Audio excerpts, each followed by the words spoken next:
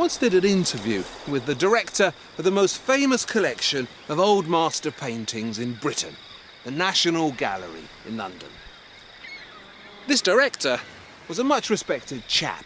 Everyone admired what he'd done in his gallery, including me. But somehow, the conversation turned to sculpture, a particular passion of mine.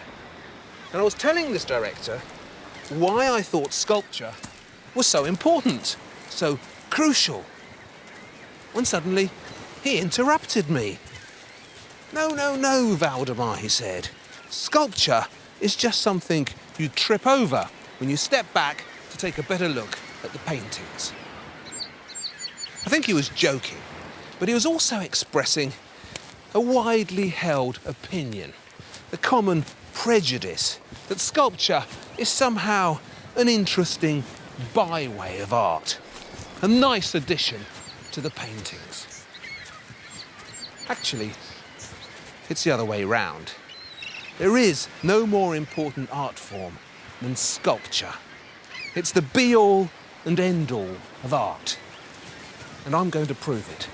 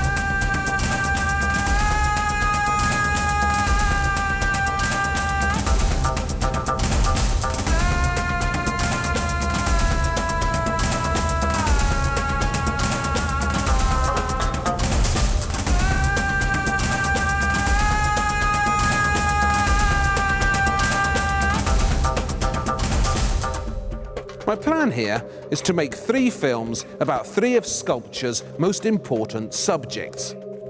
One's going to be about leaders. How do you sculpt a leader or a god? Someone you want to look up to and follow. Sometimes we've got it absolutely right. Other times we've got it horribly wrong. Another film is about us and the landscape, how we're always trying to improve it and sculpt it, fiddle with it and dramatize it. And this first film is about the first sculptures we all see when we're born. Our mothers, women. For as long as there's been sculpture, which is for as long as there have been humans, it's been trying to represent women. They come in all shapes and sizes, in all societies, all eras and all places. And, of course, I can't cover all that, but I can take you on a journey to the heart of this urge to sculpt women. It's a hell of a ride, so strap in.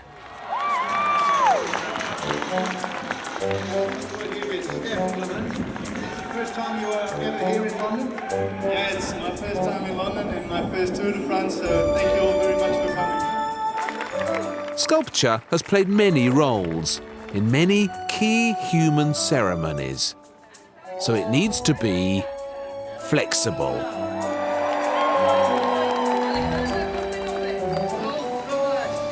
It can be huge and not much good, like that dreary statue of Nelson up there.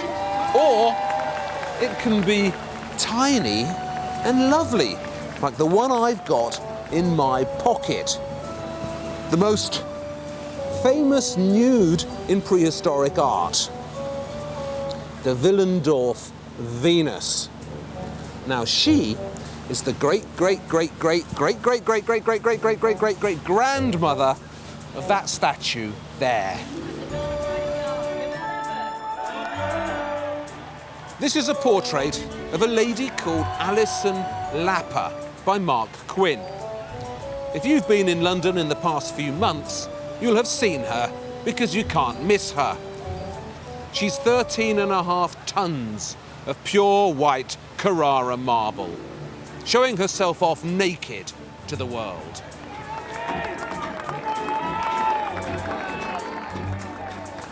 Alison Lapper was born with no arms and very short legs, a congenital condition that you also find with thalidomide babies. But a few years ago, she got pregnant, and Marc Quinn made this sculpture of her, Alison Lapper Pregnant. Now, I've heard people say that this is an outrageous and inappropriate thing to put on a pedestal in Trafalgar Square, that it's ugly and doesn't belong here. But you know what? The opposite is true. If anyone belongs in Trafalgar Square, it's Alison Lapper. First off, she's noble, brave, and encouraging. You want heroes? Well, this woman is one. And second, she's a celebration of female fertility. A pregnant woman with these fine breasts and a baby inside her. And that is a much more appropriate and much more traditional subject for a sculpture than any general or any admiral. Go back to the beginnings of humanity. Get as traditional as you can get, and you'll find a world packed with the ancestors of Alison Lapper.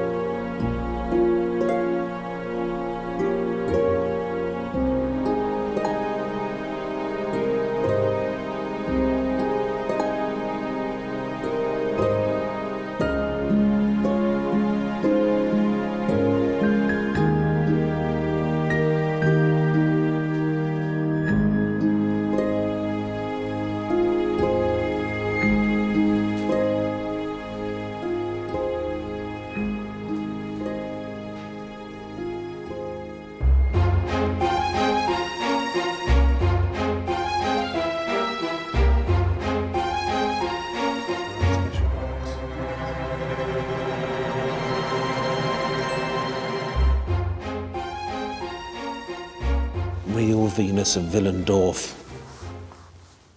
Fake Venus of Willendorf. I brought the fake one along because I'm not allowed to touch the real one. She's too precious and old. But I wanted to show you just how snugly she fits in the hand, how rubbable and touchable she is.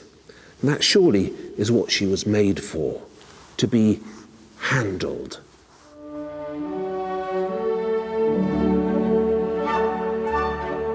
This is the first undisputed masterpiece of world sculpture. She was made about 25,000 years ago, and they found her in 1908 near the village of Willendorf in Austria, and quickly started calling her the Venus of Willendorf, a cuddly beauty from the dawn of prehistory. As you can see, she's got no feet. That's not because they've been lost, but because she's never had any. She's never been able to stand up. So she must have been made to be carried around. That's why she's so tiny and transportable.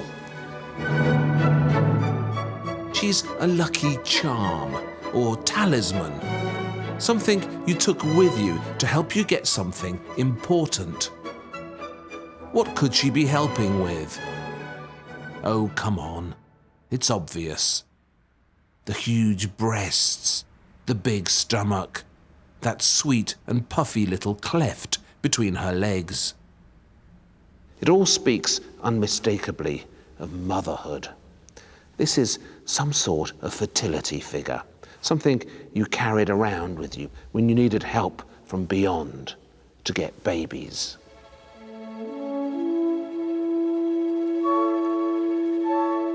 There are people, though, who say she's not actually pregnant, just very fat. and that our primitive ancestors were, for kinky ancient reasons, celebrating fatness. But fatness and fertility were interchangeable in the early human worldview, and in some societies, they still are.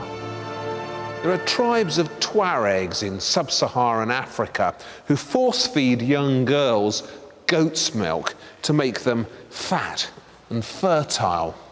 And research done on various tribes in various places suggests a continuing preference for the larger woman, for big bottoms and motherly thighs. I asked a scientist I know why that might be, and he gave me the obvious answer. Estrogen, the female sex hormone. It stimulates fat deposits on the buttocks, the breasts, the thighs, and without it, you can't get babies.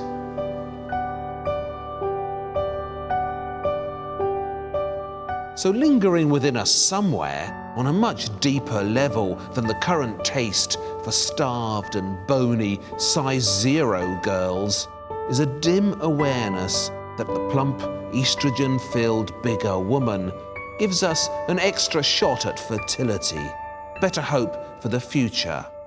And believe me, the early history of sculpture is packed with proof of this instinctive human fondness for the fuller figure.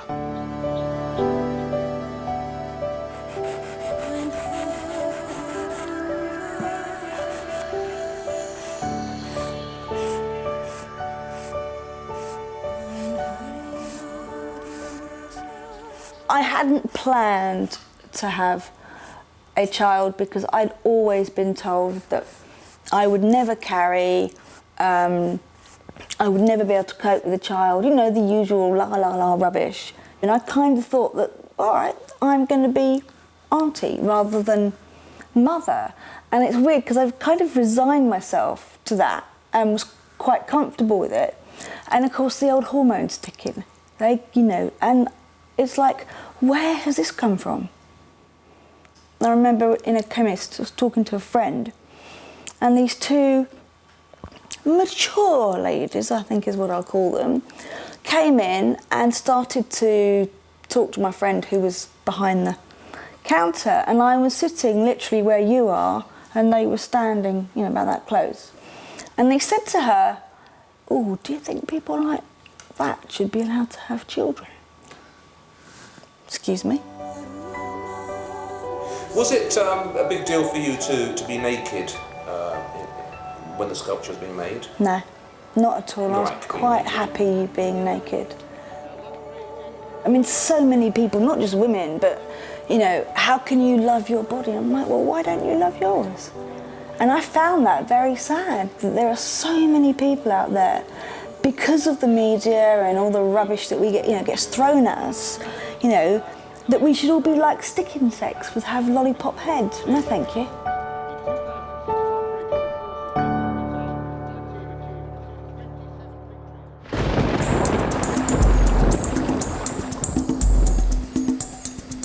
I'm in Nigeria in the middle of the rainy season. Most people come to Nigeria in the summer when it's nice and dry, but not me. I'm on the sculpture trail, and that's no place for namby-pambies.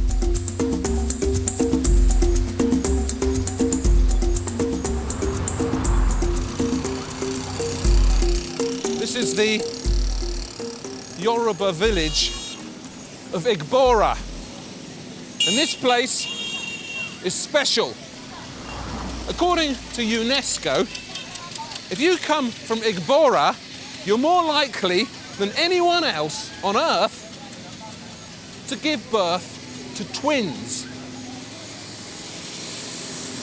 For reasons that no one has adequately explained, if you're a Yoruba woman from Igbora, your chances of having twins are 4 times greater than if you're a London girl. But this extra fertility brings extra dangers. The Yoruba have more twins than anyone else, and they lose more twins than anyone else. The infant mortality rate around here is grim.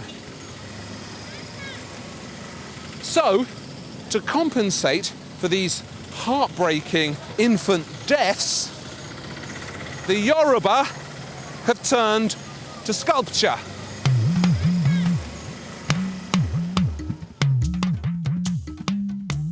This shiny, bonny lass, it's a girl as you can see, is an Ibeji, or Yoruba twin carving.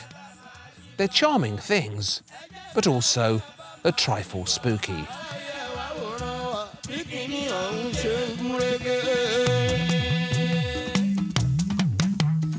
If one or more of these twins dies before or during the birth, the Yoruba commission a local carver to make a special sculpture that replaces the dead twin.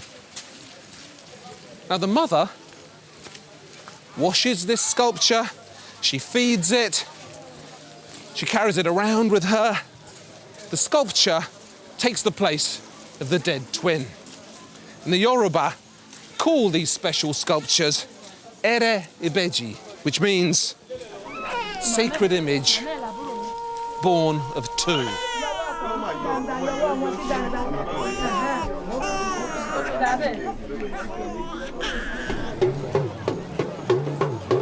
We've been greeted by the Oba, the head of the village.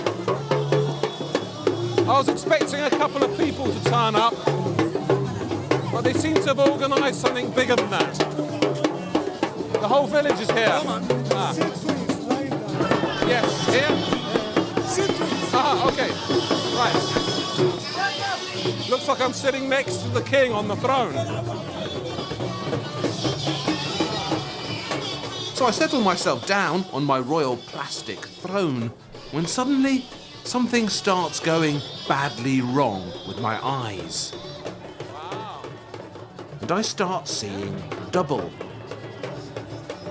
Nobody at this party is one person anymore. They're all repeated.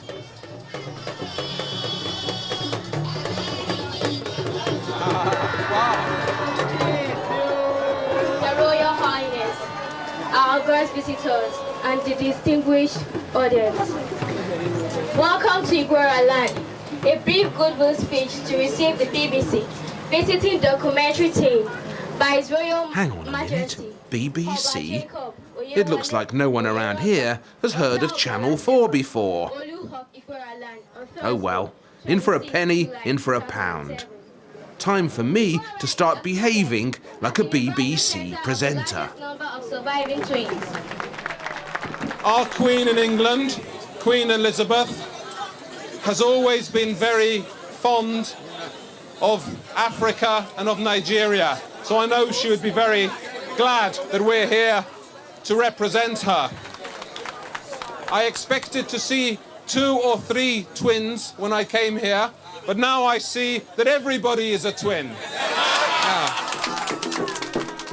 That goes down well. And look what I get as my present. 4 brand new, specially carved pretend Ibeji. Thank heavens they're not real. Can you tell us the story of these, please? Sit down here and tell me properly. No, I'll sit down after you. You first. Okay. The mothers of these 2 and the mother of the 2 of them, they have died. They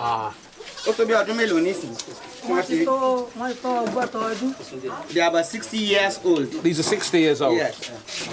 This one, the daughters of her senior sister. These are her sister's daughters. Yes. They both died. They have died. The Yes. mothers too have died. The mothers of this and the father have died too. So the parents have died as They well? have died. So how do they look after these Ibeji?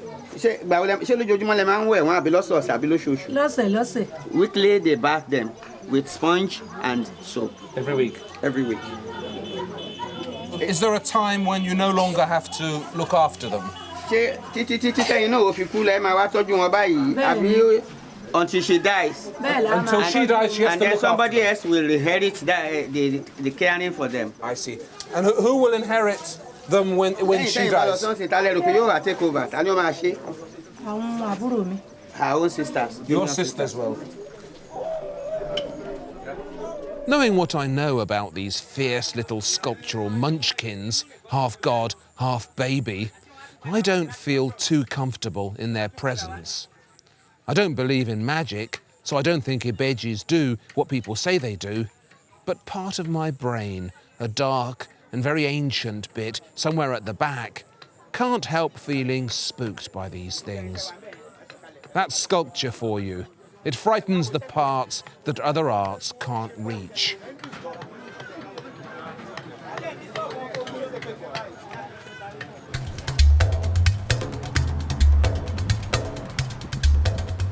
Since we're down this way, I wanted to show you something else. More of the local sculptures. They're a bit of a distraction, nothing to do with babies or fertility, but I wanted you to see them anyway because they're so damn beautiful. Or at least they would be if most of them hadn't been nicked before I got here. The Ife heads.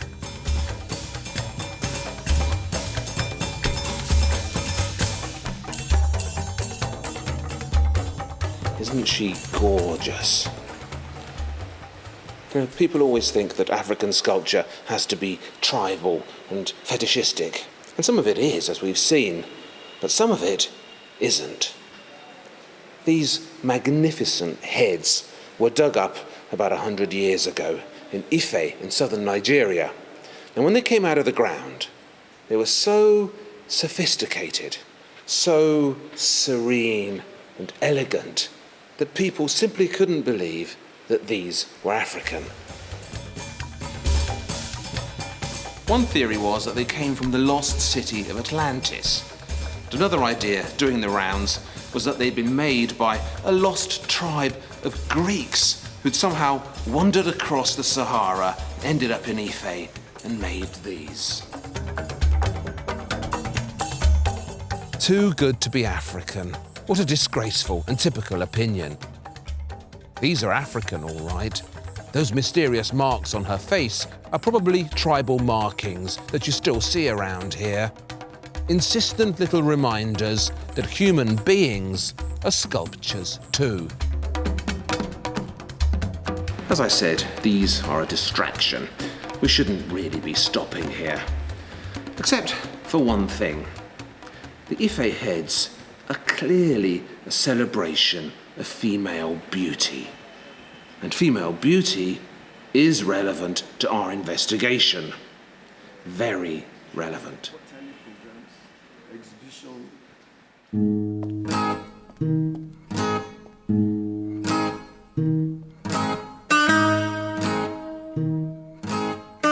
The Venus de Milo wasn't born without arms. Time snapped them off her. But armless or not, she's successfully become the embodiment of female beauty. How on earth did she pull off that trick? In 1820, on the tiny Greek island of Milos, a local peasant called Yorgos was ploughing his field when he hit some stones. So he started digging them up, and he found her. Not only were both her arms broken off, but her body was snapped in two as well. If you look carefully, you can still notice the joins. But she had an appealing face, as you can see, and Yorgos had no difficulty selling her off to a passing French sea captain. And a few months later, she ended up here in Paris, and, armless or not, began building her remarkable reputation as the world's most beautiful statue. So how did an armless giant of a woman, 6'7" of erect Greek marble, whom Renoir called the Big Gendarme, come to be seen as the embodiment of female beauty? It's one of the biggest mysteries in sculpture.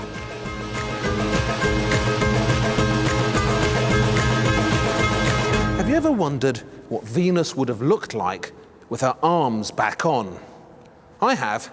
So, I did some research, consulted some experts, and had this model made. Here's a sneak preview. Who would have thought it, eh? More of that in a moment. What's actually being shown in the Louvre's celebrated masterpiece is Venus winning a famous mythological competition called the Judgment of Paris. Paris, a mortal, was summoned by the gods to decide which of three goddesses was the most beautiful. Minerva, the goddess of wisdom, Juno, the queen of the gods, or Venus, the goddess of love. The winner would be given a special apple to mark their triumph, the apple of discord. The goddesses all tried to bribe Paris, and Venus, the sneakiest of them, promised him the hand of the famously gorgeous Helen of Troy. She knew he'd never resist that. So Paris gave the missing apple to Venus, and that's the moment the sculpture shows, Venus receiving Paris's apple and being officially chosen as the most beautiful of the goddesses. So one of her missing hands is holding the apple, while the other is pulling up her robe as it slides sexily down her hips. And, as you can see, she's highly coloured, downright gaudy, because all Greek statues were originally coloured. It was only after they'd been lying in the ground for 2,000 years and all their pigment had flaked off that they turned into these glowing white marble gods who now pack our museums and who completely misrepresent the sculptural ambitions of the Greeks.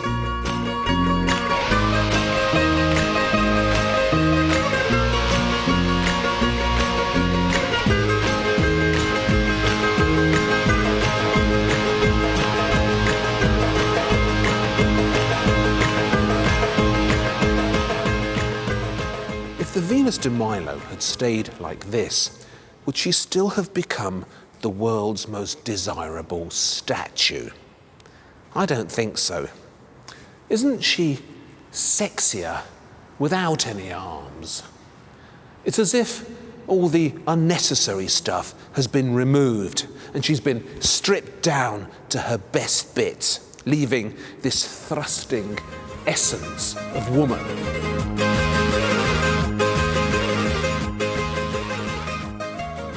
If I was a sculpture that had come from Greek times and my arm was off or my head was half off or what have you, you're somehow iconically beautiful. You know, wow. I mean, I've never ever heard somebody go up to, a sculpture of whoever and say, oh, disabled.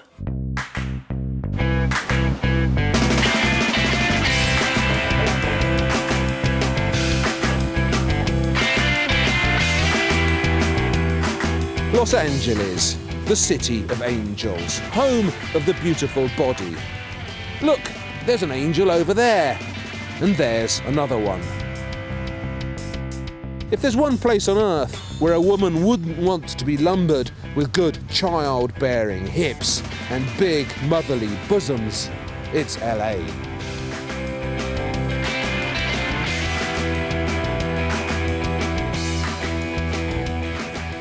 Beauty. I'm in Huntington Beach, California, where they say surfing was invented. I'm going to see a man called Dr. Stephen Marquardt. Interesting man. Marquardt used to be a plastic surgeon, but he's retired from that. And most recently, he's devoted his time to mathematics, and a particular branch of mathematics, because Stephen Marquardt has worked out a way of measuring infallibly female beauty. It used to be left to chance, but not anymore.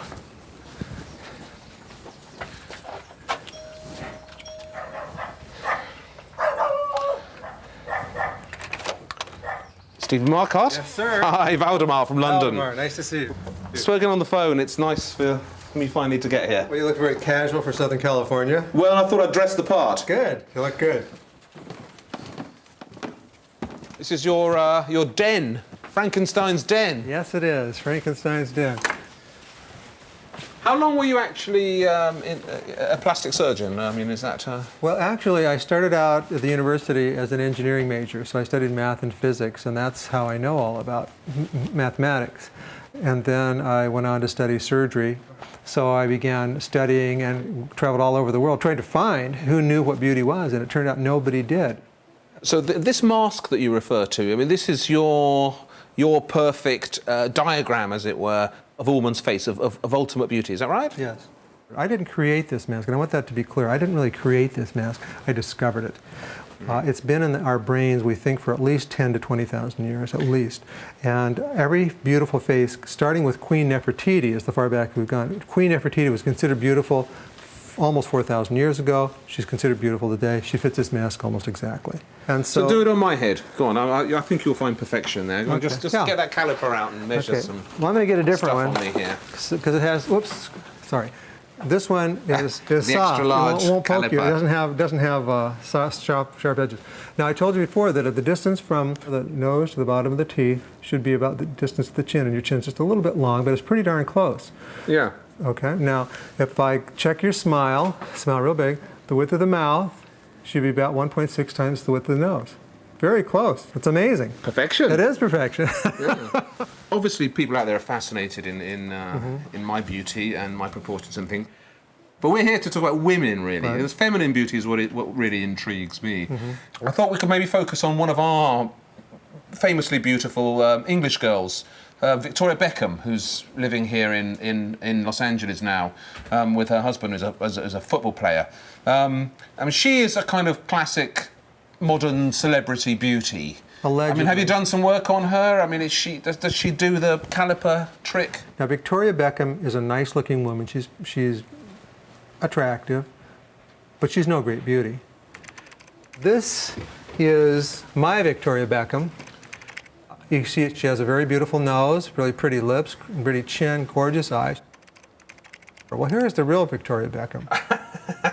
Do that again? Okay, here's my Victoria Beckham.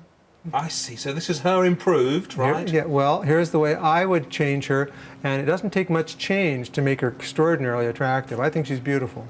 And all I did with her is I took and I shortened her chin a little bit in this area right here. I reduced the width of the height of the lower lip and increased it slightly in the lower lip, and then I refined her nose a little bit. All very easy procedures to do surgically. Of course, the obvious thing that emerges from this is that if we did all look like this, the perfect face, what a boring lot we'd be, wouldn't we? I mean, no. No? No. Tell me more. I'll show you. We'd all look like that. Because the mathematical template predicts physiologic health, and by physiologic health I mean it predicts mental and physical health. So what you're saying is that survival of the beautiful is the same as survival of the fittest? Yeah, exactly. That's exactly right. It is exactly the survival of the fittest. The fittest are the healthiest, period. That's all it is. And so what we call beauty is just nature's way of getting us to hook up with people who are physiologically healthy, are the fittest. I suppose he's right, and beauty is a survival mechanism. But are we really talking about ideal beauty here? Or are we talking about ideal deformity?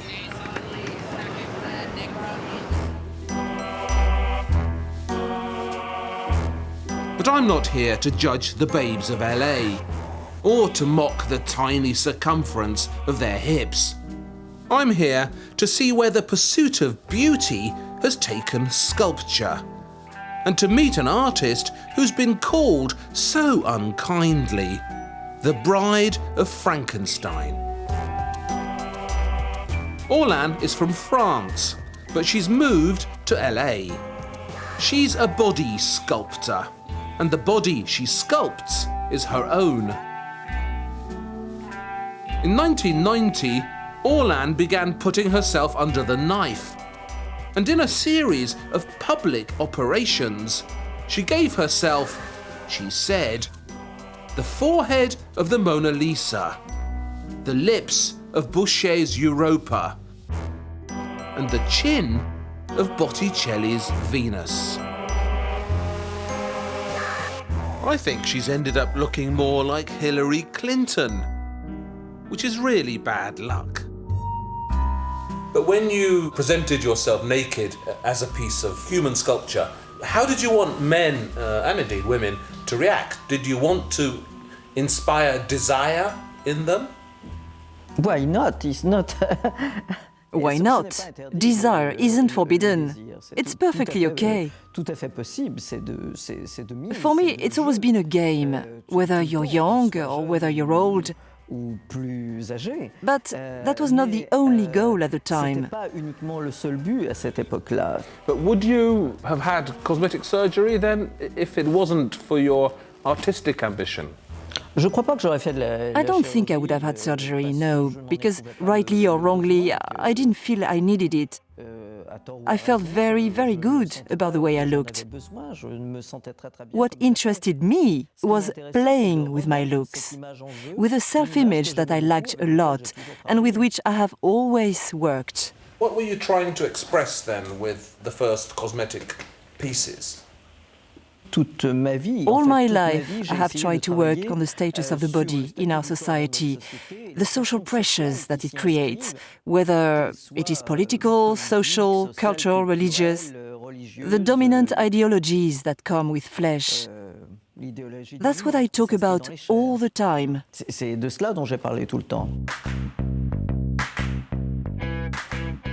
The dominant ideologies that come with flesh. That sounds like the handiwork of my gender. Orland's aim is to accuse men of controlling the female image. And of course, we have. Controlled it, shaped it, tinkered with it.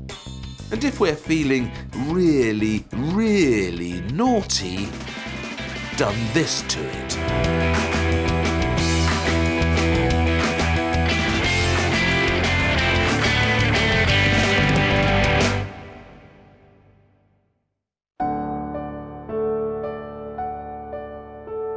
When Greek statues lost all their colour and became unnaturally white, they gained a false aura of perfection that never fails to impress us.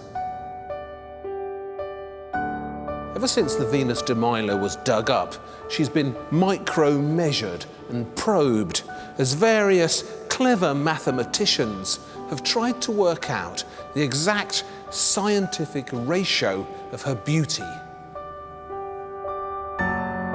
There's this thing called the waist-to-hip ratio. Apparently, every culture around the world is attracted to women with a waist-to-hip ratio of 0.7.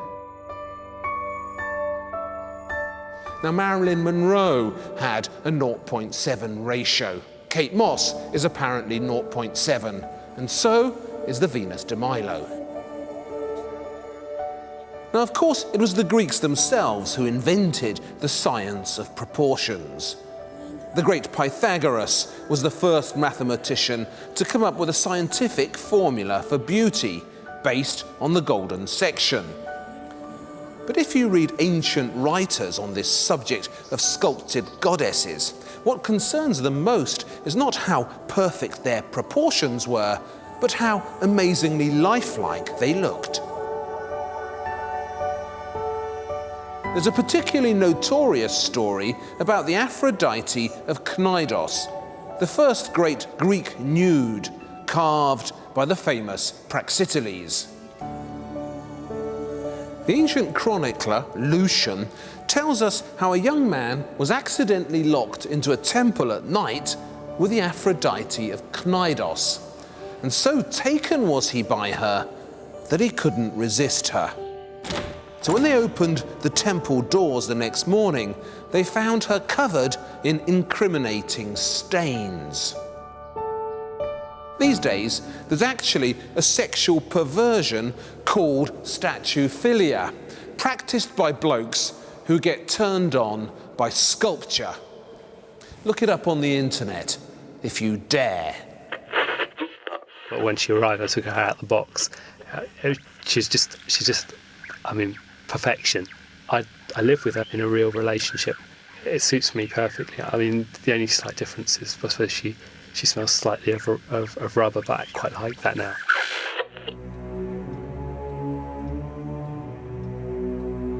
You'll have noticed that this film is getting darker. That's because we've begun our descent into sculpture's deepest corners, its blackest recesses. A huge amount of sculpture's action takes place down here. Right now, I'm sitting in one of the few safe seats in this dangerous territory, in the private study of Sigmund Freud. Freud once admitted that he had two addictions, smoking and sculpture. He was an obsessive collector of tribal bits and pieces and gathered up all these antiquities, 2,000 of them, which he would rotate on this desk, carefully examining each one in turn.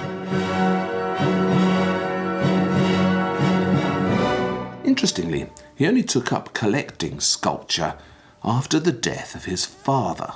So, in some vague Freudian way, all this was some sort of compensation or substitute for his missing dad, which won't surprise you at all, will it? Because if we've learnt anything in this film, it's that sculpture has always been in the business of supplying stand-ins.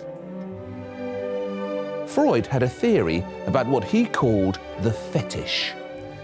Now, I'm out of my depth in the deeper regions of outer psychology, but as I understand it, the fetish was a substitute for something else, a stand-in, a replacement, filled with special power.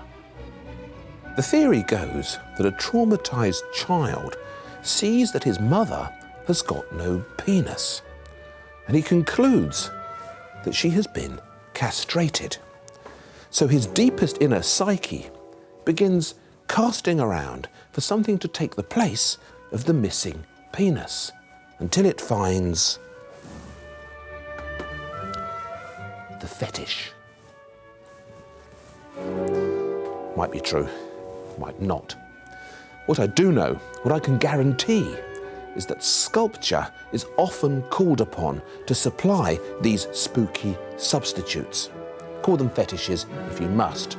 They definitely have a potency about them, an intense sculptural presence that connects with something very dark and very deep inside here. Have you seen this before? I doubt it, because this is the rarest Beatles cover there is. Beatles collectors would kill for this, but they can't have it because it's mine. It was brought out in 1966 on Columbia Records and withdrawn the very next day because of all the protests that flooded in. As you can see, it shows the Fab Four dressed in butcher's aprons, surrounded by gory chunks of meat, and, most creepily, these severed doll's parts. Beatles collectors covet this because it's so rare. I covet it because it was inspired by the dark art of Hans Bellmer.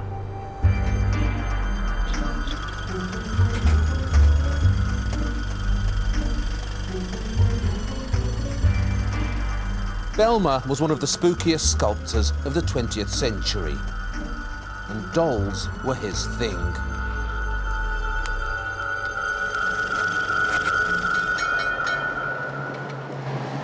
I'm in his hometown, Katowice in Poland, where Bellmer was born in 1902. This is the family house, 47 Kościuszko Street. The father was a stern and violent Prussian mining engineer. Bellmer hated him. The mother was warm and loving. Bellmer loved her, although perhaps in an inappropriate way. Whatever it was that went on in that house successfully scarred Belmer for life and turned him into a post-Oedipal basket case who went on to express himself in some very disturbing sculpture. Belmer was in his 30s when he started producing his cruel and kinky doll sculptures. Exactly what they're about, I don't know, and I don't want to know. Where these things go, I have no desire to follow. Belmer was living in Berlin at the time, when a handful of creepy coincidences prompted his poor, twisted psyche to seek comfort in dolls. First, his mother sent him a box load of his old toys, broken dolls, some Red Indian outfits. And these triggered in him an almighty emotional outburst. You know what it's like when you rifle through your old toys and remember things. He also went to see that deceptively innocent opera by Offenbach, The Tales of Hoffmann, the one that goes da da da da da da da da da da da da da da, with the weird storyline about an artist called Hoffmann who falls in love with a life-sized human doll called Olympia. At exactly the same time, a genuine living doll entered Belmer's world when his cousin, a pretty 17-year-old called Urszula Naguszewska, turned up in Berlin, and Belmer fell madly in love with her. He was twice her age, and she was his cousin, so it was never going to work. But Belmer's frustrated fondness began expressing itself in those disturbing doll sculptures.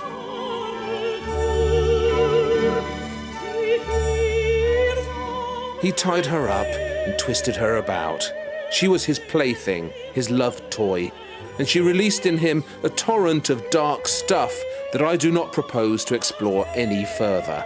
I don't have the guts, and this is a family show. But I thought you should see Belmer's outpourings, because this is what sculpture is sometimes called upon to become. This is how dark it can get. And this is what it releases in you.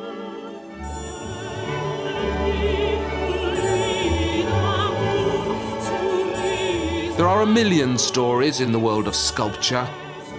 This has been a few of them.